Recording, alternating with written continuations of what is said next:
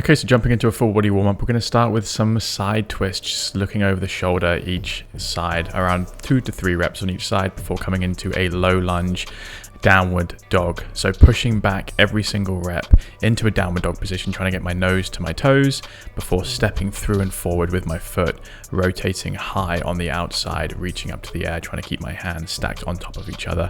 I'm going to aim for about 4 to 5 reps on each side here. Each time I come back to the low lunge, I'm going to try a little harder to get lower with my elbow, really down to my ankle, potentially even reaching the floor.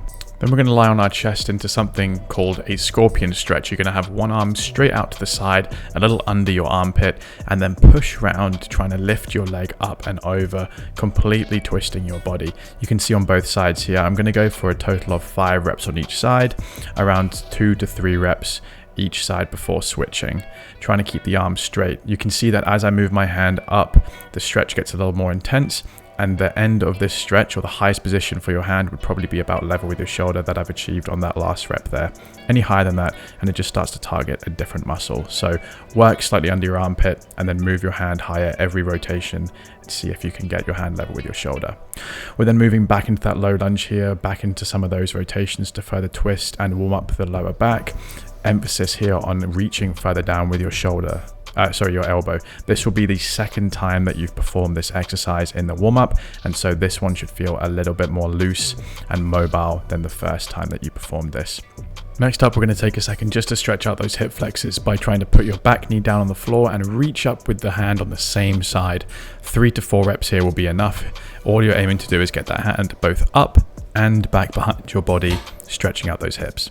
Next, you're on your back flat. We're going to pin those elbows down to the floor, try not to let those come up, and rotate until your knee goes over your body.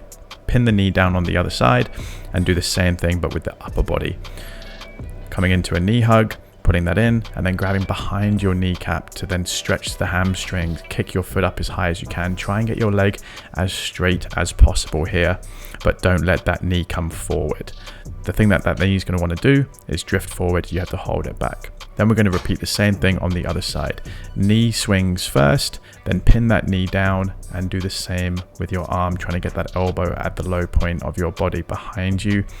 5 to the knees, 5 for the shoulders, and then we're going to come in to finish off with those hamstring stretches once again on the opposite side, trying to keep that knee into your chest as much as possible and straighten the leg, stretching the hamstrings and the ligaments behind the knee.